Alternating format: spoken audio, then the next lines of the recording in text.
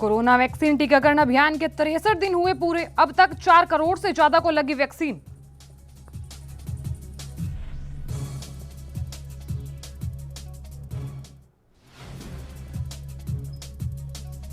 और एमपी में कोरोना का कहर। इंदौर, भोपाल, जबलपुर में 21 मार्च तक लॉकडाउन। 31 मार्च तक स्कूल कॉलेज रहेंगे बंद।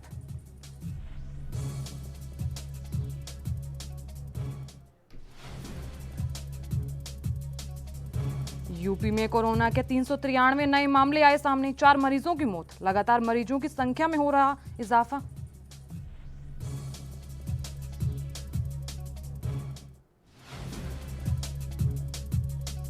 और सर्वर में खराबी से कुछ देर ठप रहा WhatsApp, Facebook, Instagram, social media पर मच रहा हंगामा।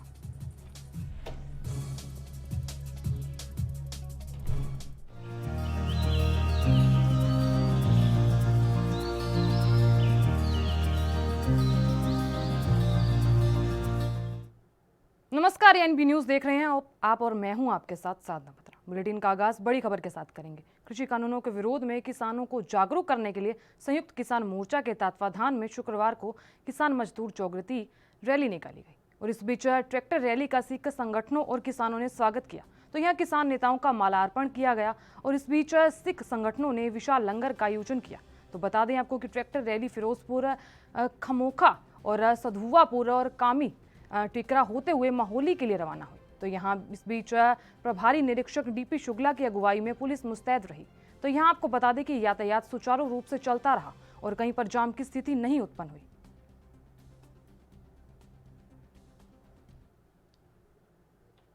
वहीं देश में कोरोना महामारी की दूसरी लहर का खतरा बढ़ता ही जा रहा है और 110 दिनों के बाद शुक्रवार को करीब 40,000 नए मामले सामने आए।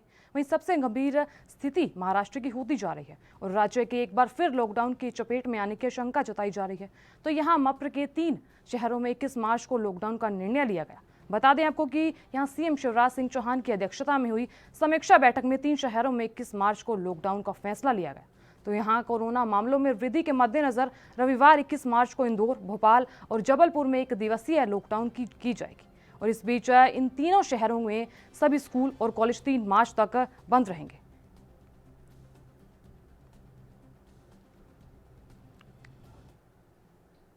तो वहीं दूसरी ओर सूर्यदेव इन दिनों लगातार तलख तेवर दिखा रहे हैं। तो शुक्रवार को भी सूरज की तपिश के कारण पारा 34 डिग्री सेल्सियस के पार जा पहुंचा। और इस बीच इस वजह से 3 में लोगों के पसीने छूट गए। तो यहाँ सूरज ढलने के बाद गर्मी का एहसास बना रहा। वैसे अगले 2 दिन में समूचे उत्तर भारत और दिल्ली एनसीआर में झमाझम बारिश की संभावना है और इससे लोगों को गर्मी से आशंकीय रूप से राहत मिल रही है। तो यहाँ मौसम विभाग के मुताबिक दिल्ली का अधिकतम तापमान सामान्य से 4 अधिक 34.5 डिग्री सेल्सियस रहा। तो यह न्यूनतम तापमान की बात करें तो सामान्य से 3 अधिक 19.4 डिग्री सेल्सियस दर्ज किया गया। और पिछले 24 घंटे में हवा में नमी का स्तर अधिकतम 85 और न्यूनतम 30% रहा। तो यहाँ स्पोर्ट्स कॉम्प्लेक्स इलाका में 36.6 डिग्री सेल्सियस के साथ सबसे गर्म रहा। तो यहाँ न्यूनतम तापमान भी 24 डिग्री सेल्सियस रहा।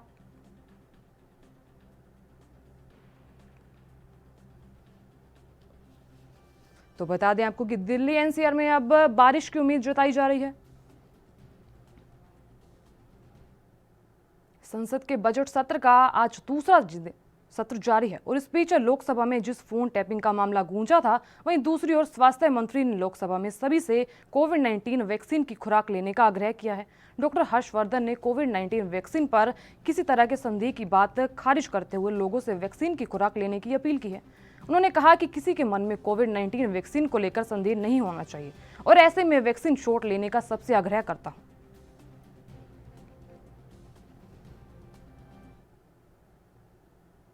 वहीं हरियाणा में कांग्रेस को मजबूत करने के लिए हरियाणा कांग्रेस की प्रदेश अध्यक्ष कुमारी सैलजा अशोक तंवर खेमे के रूठे हुए कार्यकर्ताओं को मनाने का प्रयास कर रही है। और इस कड़ी में साइबर सिटी गुरुग्राम में हजारों कार्यकर्ताओं ने कुमारी सैलजा की मौजूदगी में कांग्रेस का दामन थाम लिया। आपको बता दें कि ये सभी कार्यकर्ता अशोक तंवर के खेमे थे और यहाँ सभी नाराज कार्यकर्ताओं ने 2019 में हरियाणा विधानसभा चुनाव में बीजेपी का समर्थन किया है, लेकिन बीजेपी के रवैये से असहमत होकर इन सभी ने घर वापसी की है।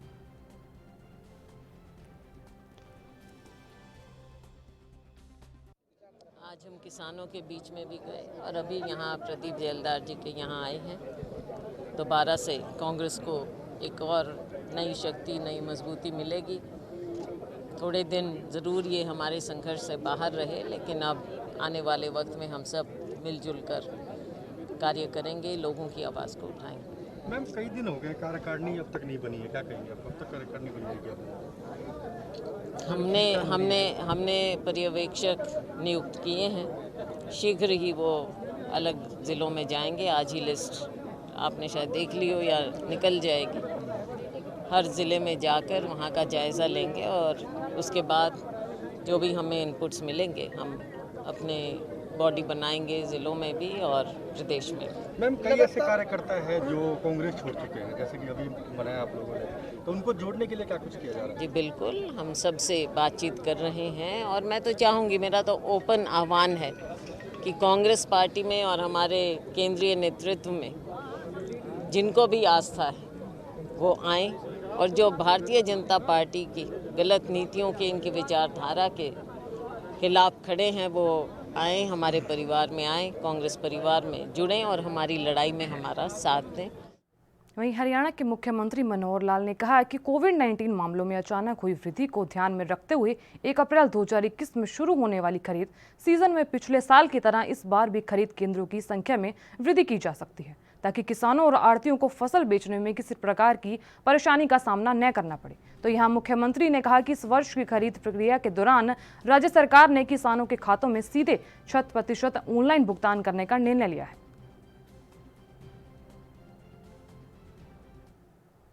तो वहीं पंजाब सरकार ने राज्य में बढ़ते कोविड-19 मामलों को ध्यान में रखते हुए 31 मार्च तक सभी स्कूल और कॉलेजों को बंद रखने का आदेश दिया है। और इससे पहले राज्य शिक्षा विभाग ने कोरोना महामारी के कारण पंजाब में कक्षा 10वीं और कक्षा 12वीं की बोर्ड परीक्षा स्थगित करने का निर्णय भी लिया है। और इस बीच लंबे समय बाद खुले स्कूल अब दोबारा संक्रमण के खतरे को देखते हुए बंद किए जा सकते हैं। और हाल ही में आदेश के अनुसार कॉलेज की ग्रेजुएट, पोस्ट ग्रेजुएट और परीक्षाएं भी स्थगित कर दी गई हैं। और इस बीच राज्य के 11 जिलों में नाइट कर्फ्यू लगा दिया गया है। और इससे पहले 13 मार्च को स्कूल शिक्षा मंत्री विजय इंद्र सिंह सिंगला की दी गई घोषणा के अनुसार पंजाब सरकार ने सरकारी सहायता प्राप्त और निजी स्कूलों में सभी क्लासेस के लिए प्रेपरेटरी लीव घोषित कर दी है।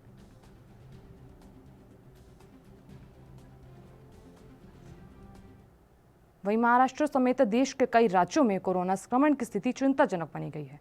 और इस बीच पाबंदियां लगाने के बावजूद लगातार मामले बढ़ रहे हैं और रिकवरी रेट में भी लगातार गिरावट देखने को मिल रही है। पिछले 24 घंटे के दौरान 110 दिनों में सबसे ज्यादा मामले सामने आए और इस दौरान लगभग 40,000 मामले सामने आए। तो वहीं 150 से ज्यादा लोगों की मौत हो गई। इस बीच बिहार सरकार ने कोरोना स्थिति को देखते हुए सभी डॉक्टरों, स्वास्थ्य कर्मियों और पैरामेडिकल कर्मचारियों की छुट्टी 5 अप्रैल तक के लिए रद्द कर दी है। तो यहाँ महाराष्ट्र में कोरोना के 25,833 मामले सामने आए। बढ़ते मामलों के कारण गुजरात में पड़ोसी राज्यों राजस्थान, महाराष्ट्र, मध्य प्रदेश से लगती सीमाओं को सील कर दिया गया। तो वहीं पंजाब में 11 जिलों में नाइट कर्फ्यू रात 9 बजे से सुबह 5 बजे तक लागू रहेगा। तो बता दें आपको कि दिल्ली में मामले लगातार बढ़ते ही जा रहे हैं।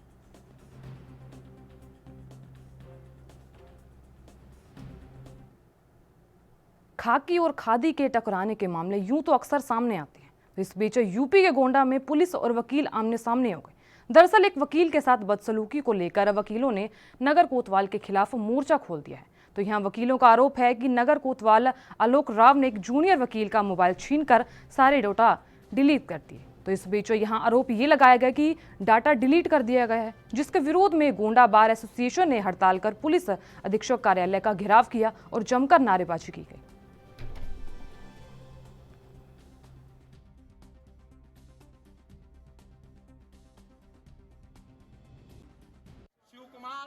एक हमारा जूनियर अधिवक्ता है, उस जूनियर अधिवक्ता की मोबाइल वीडियो बनाने के कारण उन्होंने छीन लिया था।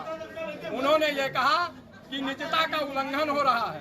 अब तक जो मुझे मालूम है कि निजता का उल्लंघन का जो प्रस्ताव लोकसभा में है वो महिलाओं के लिए है, ना कि पुरुषों के लिए है। और मोबाइल छीनने के बाद उन्होंने उसको वापस नहीं किया। कप्तान ने भी कहा, एडिशनल एसपी ने कहा, तो अपने महकमे के अनुशासन का उल्लंघन तो उन्होंने किया ही, साथ ही साथ हमारे अधिवक्ता के मोबाइल का सारा डाटा उन्होंने फॉर्मेट करके उस मोबाइल को लॉक कर दिया और मोबाइल को पूरी तरह खराब कर दिया। जब हम लोगों ने कल दबाव बनाया तो उनके दलाल सक्रिय हुए और मोबाइल यहाँ कप्तान के यहाँ आई। जब उसको सवेरे खोला गया तो पता चला उसमें कोई डाटा ही नहीं है, सारा डाटा आपके बार एसोसिएशन की तरफ से सुनिए, और ये आपका ज्ञापन पुलिस अधीक्षक महोदय के समक्ष प्रस्तुत किया जाएगा और जो भी कार्रवाई है उनके आधार पर उनके द्वारा की जाएगी। उधर संयुक्त किसान मोर्चा की तरफ से लगातार किसान कानूनों का विरोध लगातार जारी है। दिल्ली में सीमाओं पर किसान बैठे हुए हैं और देश में अलग अलग हिस्सों में किसानों का प्रदर्शन लगातार जारी है।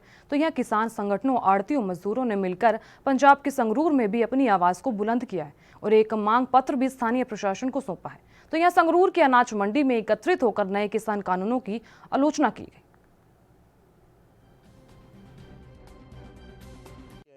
जो ये काले कानून सेंटर सरकार ने थोपे ने उन्हां दे विरोध विच भी इन्हां नूं वापस लिया जावे ते आउण वाले हाड़ी दी सीजन कणक दा सीजन अगे आ रहा है उस दे तहत जो तो सेंटर सरकार ने साडे ते पेमेंट दे नूं लैके जां ओह लोडिंग नूं लैके जां सेंटर सरकार नूं परचेज करन वास्ते जां सूबे दीआं जिहड़ियां ने एजेंसियां नूं परचेज करन वास्ते जो हुकम लाए ने उन्हां दे विरोध दे विच अज सारी अनाज मंडियां बंद ने गईयां। कारोबार बंद देखिਆ 190वें दिन ਚ ਧਰਨਾ ਦਿੱਲੀ ਦੇ ਵਿੱਚ ਜਾਰੀ ਹੈ ਪਰ ਉਹਨਾਂ ਤੇ ਕੋਈ ਅਸਰ ਨਹੀਂ। ਉਸੇ ਤਰ੍ਹਾਂ ਆੜਤੀਆਂ ਨੂੰ ਹੁਣ ਖਰਾਬ ਕਰਨ ਲੱਗੇ ਹੋਏ ਨੇ, ਮਜ਼ਦੂਰਾਂ ਨੂੰ ਖਰਾਬ ਕਰਨ ਲੱਗੇ ਹੋਏ ਨੇ, ਪੱਲੇਦਾਰਾਂ ਨੂੰ ਖਰਾਬ ਕਰਨ ਲੱਗੇ ਹੋਏ ਨੇ ਕਿ ਇਹਨਾਂ ਦੀਆਂ ਜਿਹੜੀਆਂ ਪੇਮੈਂਟਾਂ ਨੇ ਉਹਨਾਂ ਨੂੰ ਰੱਦ ਕਰਨ ਤੇ ਲੱਗੇ ਹੋਏ ਨੇ ਤਾਂ ਕਿ ਇਹ ਜਿਹੜਾ ਪਹਿਲਾਂ ਆੜਤੀਆਂ ਦਾ ਤੇ ਕਿਸਾਨਾਂ ਦਾ 9 ਮਾਸ ਦਾ ਰਿਸ਼ਤਾ ਬਣਿਆ ਹੋਇਆ ਉਹਨੂੰ ਤੋੜ ਕੇ ਸਿੱਧੀਆਂ ਅਦਾਇਗੀਆਂ ਕਰ ਰਹੇ ਨੇ।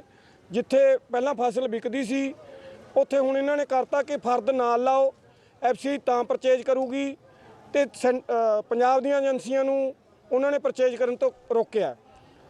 ਇਹ ਕਣਕ ਦਾ ਜਿਹੜਾ ਸੀਜ਼ਨ ਹੈ ਉਹਨੂੰ ਖਰਾਬ ਕਰਨ ਦੀ ਸਾਜ਼ਿਸ਼ ਹੈ। ਤੇ ਜੀ ਇੱਕ ਤਾਂ ਜੋ ਇਹ ਫਰਦਾ ਮੰਗ ਰਹੇ ਨੇ ਉਹਦਾ ਅਸੀਂ ਬਹੁਤ ਸਖਤ ਵਿਰੋਧ ਕਰਦੇ ਹਾਂ ਕਿਉਂਕਿ ਉਹ ਫਰਦਾਂ ਦੇ ਨਾਲ ਤਕਰੀਬਨ ਜੇ ਮੰਨਿਆ ਜਾਵੇ ਤਾਂ 40% ਲੋਕ ਠੇਕੇ ਤੇ ਜ਼ਮੀਨਾਂ ਲੈ ਕੇ ਖੇਤੀ ਕਰਦੇ ਨੇ। ਉਹ ਸਾਡੇ ਦਰਾਰ ਪੈ ਜਾਊਗਾ ਕਿਉਂਕਿ ਜੇ ਪੇਮੈਂਟ ਕਿਸੇ ਦੇ ਖਾਤੇ ਜਾਣੇ ਖੇਤੀ ਉੱਥੇ ਕੋਈ ਕਰਦਾ ਹੈ ਉਹਦੇ ਵਿੱਚ ਬਹੁਤ ਵੱਡੇ ਰੁਝੇਵੇਂ ਖੜੇ ਹੋ ਜਾਣਗੇ। ਅਸੀਂ ਚਾਹੁੰਦੇ ਹਾਂ ਵੀ ਜਿਸ ਤਰ੍ਹਾਂ 50 ਸਾਲ ਤੋਂ ਸਿਸਟਮ ਚੱਲਦਾ ਆਉਂਦਾ ਉਸੇ ਤਰ੍ਹਾਂ ਮਾਰਕੀਟਿੰਗ ਦਾ ਸਿਸਟਮ ਚੱਲਦਾ ਰਹਿਣਾ ਚਾਹੀਦਾ ਹੈ। ਜੋ ਕਿ ਐਫਸੀ ਕਹਿ ਰਹੀ ਹੈ ਵੀ ਪੇਮੈਂਟਾਂ ਸਿੱਧੀਆਂ ਹੋਣਾ ਚਾਹੀਦੀਆਂ, ਅਸੀਂ ਉਹਦਾ ਵੀ ਵਿਰੋਧ ਕਰਦੇ ਹਾਂ। ਇਹ ਪੁਰਾਣੇ 40-50 ਸਾਲਾਂ ਤੋਂ ਪ੍ਰੋਗਰਾਮ ਚੱਲਦਾ ਕਿ ਆੜ੍ਹਤੀਆਂ ਰਾਹੀਂ ਉਹ ਪੇਮੈਂਟ ਹੋ ਰਹੀ ਹੈ। ਉਹਦੇ ਵਿੱਚ ਕਿਸੇ ਕੋਈ ਕਿਸਾਨ ਜਥੇਬੰਦੀ ਦੀ ਡਿਮਾਂਡ ਨਹੀਂ, ਕਿਸੇ ਆਮ ਕਿਸਾਨ ਦੀ ਡਿਮਾਂਡ ਨਹੀਂ ਹੈਗੀ। ਅਸੀਂ ਚਾਹੁੰਦੇ ਹਾਂ ਜਿਸ ਤਰ੍ਹਾਂ ਪਹਿਲਾਂ ਤੋਂ ਇਹ ਸਿਸਟਮ ਚੱਲਦਾ ਰਿਹਾ ਪੇਮੈਂਟ ਆੜ੍ਹਤੀਆਂ ਰਾਹੀਂ ਹੁੰਦੀ ਹੈ, ਇਹ ਪੇਮੈਂਟ आड़तियां राही हुई होनी चाहिए है।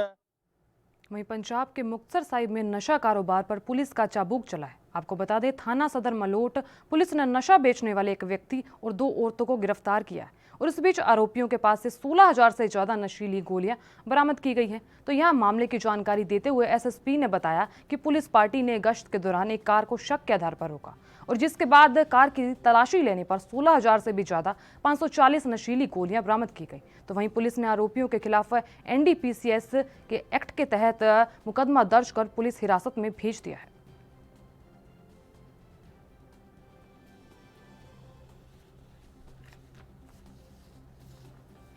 तो कमर्शियल क्वांटिटी का हमने NDPS एक्ट के अंदर हमने रिकवर करके पर्चा दर्ज किया हुआ है।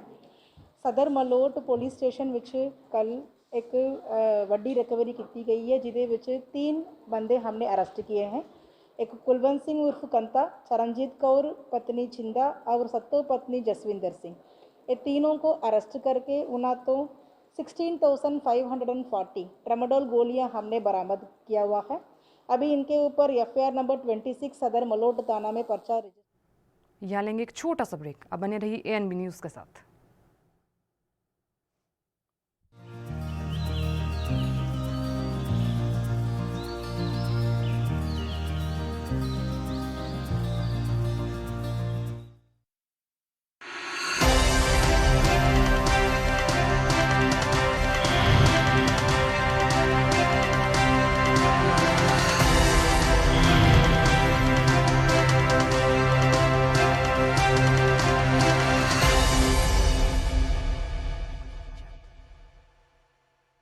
कम ब्रेक और ज्यादा खबरों के साथ देखिए ANB news in channel number पर।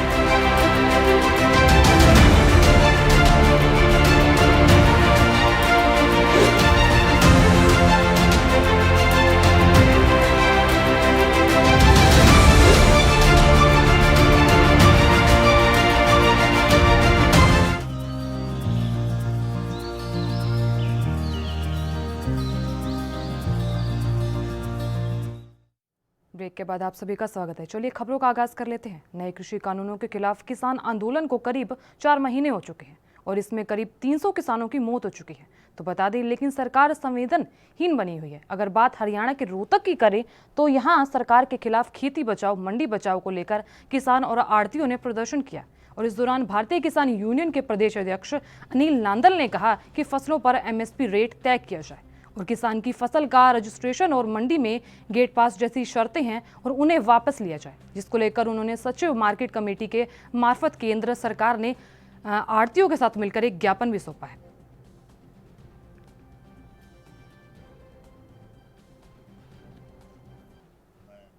अनिल नांदल, बल्लू प्रधान, भारतीय किसान यूनियन अम्बावता हरियाणा प्रदेश अध्यक्ष। आज हमारा जो संयुक्त किसान मोर्चे का आह्वान था वो ये था, पूरे देश की मंडियों में सेक्रेटरी के माध्यम से ज्ञापन देना है। हमने मंडी बचाओ खेती बचाओ, MSP पर सभी फसलों का रेट निर्धारित किया जाए और एक ये टोकन वाला सिस्टम चला रहे ये बंद कराया जाए, एक ये जो रजिस्टर्ड नंबर है ये बंद कराया जाए। इसलिए हमारे संयुक्त किसान मोर्चे के आह्वान पर हमें सभी संगठनों ने इकट्ठा होकर आज सेक्रेटरी के माध्यम से अपने भारत सरकार कृषि मंत्री और अपने राज्य के मुख्यमंत्री मनोहर लाल खट्टर जी को ज्ञापन सौंपा है। हमारा संयुक्त मोर्चा ये जो मंडिया में छापेमारी करी जा रही है, ये बीजेपी की सरकार जो बदले की भावना से काम कर रही है। 3-4 दिन हो गए अरे मंडी में जो है आढ़तियों को परेशान कराया जा रहा है। प्रजातंत्र में तो कोई किसी का वोटर हो सकता है, कोई किसी का समर्थक हो सकता है। उनके माने ये थोड़ा है कि आप ईटी ने पाछा लगा दोगे, आयकर विभाग ने पाछा लगा दोगे। हमारा संयुक्त मोर्चा जो है पूरी तरह इसका बहिष्कार करता है, इसकी निंदा करता है जो कि आड़े छापेमारी हो रही है और आढ़तियों को परेशान करके टेरर जो है पैदा किया जा रहा है। हम इसको बिल्कुल जो है नेगलेक्ट करते हैं और इसका बिल्कुल हम बहिष्कार भी करेंगे और इसका निंदा प्रस्ताव भी आज हमने अपनी मीटिंग में रखा है कि बदले की जो कार्रवाई है ये बंद करी जा। हमारे साथ जिले में तैनात SI दीपक सिंह ने खाकी को दागदार किया है। तो यहाँ आरोप है कि पहले जबरन लड़की से फोन चैटिंग की और फिर वहीं उस लड़की के नंबर ब्लॉक करने पर आरोपी ने लड़की के परिजनों पर 8 मुकदमे दर्ज कर प्रताड़ित करने का आरोप लगाया है। तो यहाँ इस बीच मामला ये बढ़ता है कि पीड़िता की शिकायत के बाद अब राज्य महिला आयोग ने अब कार्रवाई शुरू कर दी है।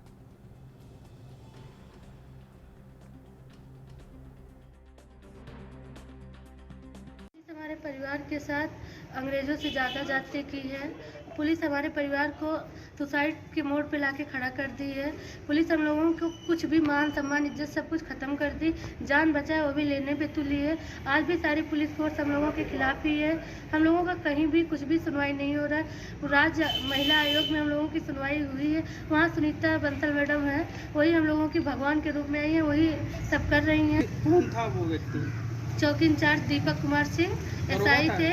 वो हमारे पास मार्क्स चेकिंग के दौरान हमारा नंबर लिए, फ़ोन मैसेज उल्टा सीधा मैसेज करना चालू किए, हम उनको ब्लॉक कर दिए। इसी में बौखलाए वो हमारे पूरे परिवार के ऊपर 8 मुकदमा कर चुके हैं, अनेकों धाराएं लगा चुके हैं। देशद्रोह और कुख्यात अपराधी का नोटिस हमारे घर पे लग गया है। हम लोगों की शादी, हमारी बुआ की लड़की की शादी होने वाली थी, उनकी छोटी बहन की शादी की गई, उनका शादी कैंसिल हो गया, हमारी शादी कैंसिल हो गई, हमारा पूरा परिवार तबाह बर्बाद हो गया। बस थोड़े से न्याय की उम्मीद है कि हम लोगों को कहीं से न्याय मिलेगा। अगर नहीं मिला तो सुसाइड के अलावा और कुछ हम लोगों के पास चारा नहीं है। 7 CLA में, जिसमें अखिलेश सिंह, राहुल सिंह, राणा प्रताप सिंह, काजल सिंह, प्रियंका सिंह, अंकिता सिंह, सुजाता सिंह और अन्य व्यक्तियों के विरुद्ध ये मुकदमा पंजीकृत किया गया था। अनंत सिंह के द्वारा फिर एक मुकदमा और इनके ऊपर 18 जून को लिखवाया गया था और एक हौसला सिंह जो पोकर बिटवा के ही है, इनके द्वारा 513/20 एक मुकदमा इनके विरुद्ध ये सितंबर मंथ में लिखवाया गया, जो कि उसी गांव के निवासी हैं और इनसे पूर्व से उनके ज़मीन संबंधी मामले चल रहे हैं। और ये बेसिकली जो इसमें एक जो चकमार्ग है उसको लेकर ये भूमि विवाद का मामला है। इसमें बाद में जो आवेदिका काजल सिंह है, इनके द्वारा ये आरोप लगाया गया था कि इसमें जो SI जो दीपक सिंह है, इनके द्वारा इनसे अनावश्यक रूप से फ़ोन पर वार्ता करने के लिए दबाव बनाया गया और बाद में उन्होंने अपना जो मोबाइल है वो इनका नंबर है उसको ब्लॉक कर दिया गया था।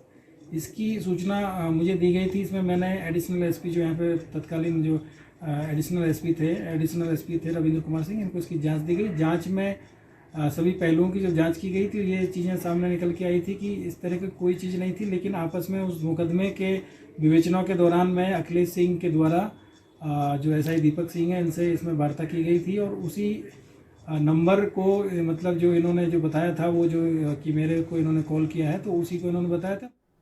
वहीं मुंबई की अंधेरी पुलिस ने ऑटो रिक्शा चोरी करने वाले गिरोह का भांडाफोड़ किया है। तो यहाँ पुलिस ने 2 ऐसे शातिर ऑटो रिक्शा चोरों को गिरफ्तार किया जो मुंबई के आसपास इलाकों से ऑटो रिक्शा चोरी कर उसका इंजन नंबर और नंबर प्लेट्स आदि बदल देते थे और अपने पहचान वालों को रिक्शे भाड़े पर देकर मोटी कमाई करते थे।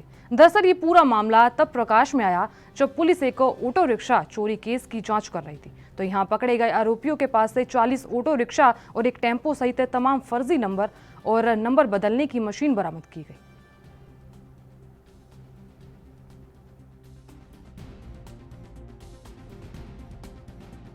मुमतियाज इकबाल शेख, ये आदमी आया था, उसको रेड हैंडेड पकड़ा गया। रेड हैंडेड पकड़ने के बाद वो रिक्शा भी जब्त किया और उसके मोबाइल का आधारित पे और बाकी टेक्निकल चीज़ में इंट्रोगेशन करने पे ये समझ में आया कि इसके पास से 70 to 75 रिक्शा इसके पास इसके पहले चोरी किया, ऐसा चीज़ समझ में आया। फिर तपास करके उनके पास से अभी तक हम 40 रिक्शा और एक टेम्पो उसके पास से हम जब्त किया गया। एक बार चोरी करने के बाद उसका वसई में एक गोडाउन उसके पास है। गोडाउन में लेके जाने के बाद उसका पूरा number plate, engine number, chassis number ये सारे बदल देते और नया नंबर। वहीं यूपी के हमीरपुर में दबंगों की गुंडाई की सूचना पुलिस को देना एक युवक को भारी पड़ गया। तो इस बीच थाना क्षेत्र का ये मामला बताया जा रहा है। तो जहां पुलिस को गुंडागर्दी की सूचना देने के बाद करीब 1 दर्जन दबंगों ने युवक को जमकर पीटा। तो यह गौरतलब है कि पीड़ित युवक ने दबंगों की गुंडाई की सूचना पुलिस को दी थी, जिससे दबंग नाराज थे और जिसके बाद दबंगों ने अकेले जा रहे युवक को जमकर पीटा। तो यहाँ पीड़ित युवक ने जैसे तैसे मौके से भागकर अपनी जान बचाई। वहीं मारपीट का वीडियो सोशल मीडिया पर वायरल हो रहा है और जिसके बाद पीड़ित युवक ने भाई में थाने में धरी दी है और इस बीच पुलिस मामले की लगभग जांच कर रही है।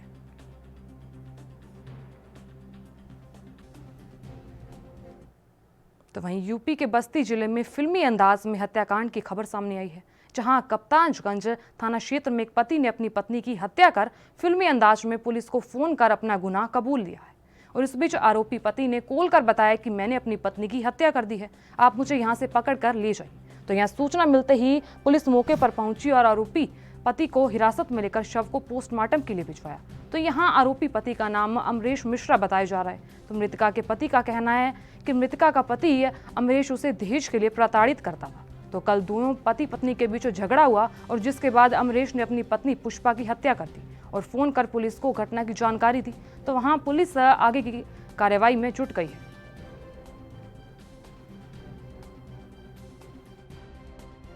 इतवार को मैंने विदाई किया, कहे बाबूजी उन्हें भेज दिया।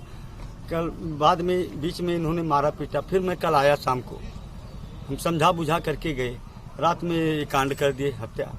कैसे पता लगा आपको कि घटना? ये जो है हमारे लड़के के पास जो है फोन किए। कल क्या विवाद हुआ था? कल कोई विवाद नहीं था। क्यों मारते पीटते थे, कुछ जानकारी? यही दहेज के प्रथा में, गाड़ी वाड़ी के प्रथा में मारते थे। थाना कप्तानगंज में आज सुबह करीब 4-5 बजे के आसपास में 112 पे और सूचना मिली थी कि एक व्यक्ति के द्वारा, जिनका नाम अमरीश है, इनके द्वारा अपनी पत्नी है उनकी हत्या कर दी गई है गला दबा के। और इस पर तत्काल थाना प्रभारी की टीम और जो क्षेत्राधिकारी सदर हैं ये घटनास्थल पर गए थे और जब जांच किया गया तो ये पाया गया कि पति के द्वारा ही उस पत्नी की हत्या की गई थी और गला दबा के उनकी हत्या कारित की गई है। और ये पूरी जब जांच पड़ताल किया गया तो ये तथ्य सामने आए अभी तक की जाँच में कि जो पति है वो, उनका पत्नी के साथ में संबंध ठीक नहीं था और जो उनके ससुराल पक्ष के लोग थे उनसे भी वो थोड़े से परेशान थे और इसी को लेके उन्होंने घटना किया। इंदौर के सांसद शंकर लालवानी ने लोकसभा में थैलीसीमिया रोकने के लिए कानून बनाने की मांग को लेकर केंद्र सरकार पर प्रश्न चिन्ह लगा दिए हैं। तो यहाँ केंद्र सरकार ने 2016 में निःशक्त व्यक्ति अधिकार अधिनियम 2016 लागू करके बीमारी को समाप्त करने और थैलीसीमिया से पीड़ित के लिए ऐतिहासिक कानून बनाया है। तो यहाँ लेकिन सांसद शायद ये मंजूर नहीं कर रहे हैं।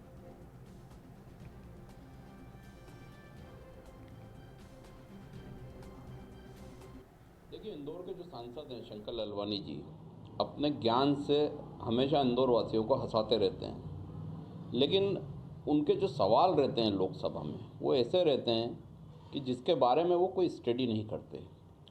कल उन्होंने लोकसभा में जो सवाल पूछा है उसमें ये पूछा है कि थैलेसीमिया के लिए कानून बनाना चाहिए, जबकि 2016 में थैलेसीमिया के लिए कानून अधिनियम बन चुका है। सिर्फ उसकी एक नीति निर्धारण होना शेष था और 3 सांसदों की एक कमेटी बोर्ड बनना था, लेकिन 2016 से लेके आज तक मोदी सरकार ने उसमें कोई इम्प्लीमेंट नहीं किया है। माननीय सांसद महोदय को शायद ये ज्ञान में ही नहीं था कि जिस कानून की वो मांग कर रहे हैं वो कानून स्वयं मोदी जी ने 2016 में बना दिया है, और बनाने के बाद मोदी जी भूल चुके हैं। उनको बजाय कानून की मांग करने के यह मांग करना थी कि जो बना हुआ कानून है उसके प्रावधानों को राज्यों में लागू किया जाए और थैलेसीमिया से पीड़ित लोगों की प्लस थैलेसीमिया नहीं हो उसके लिए जो प्लानिंग करना है वो धरती पे धरातल पे की जाए। लेकिन माननीय सांसद महोदय शुरू से ये करते आए हैं कि उनको अलग अलग रूप रंग में फिलहाल के लिए इस बुलेटिन में इतना ही। मुझे दीजिए इजाजत। नमस्कार।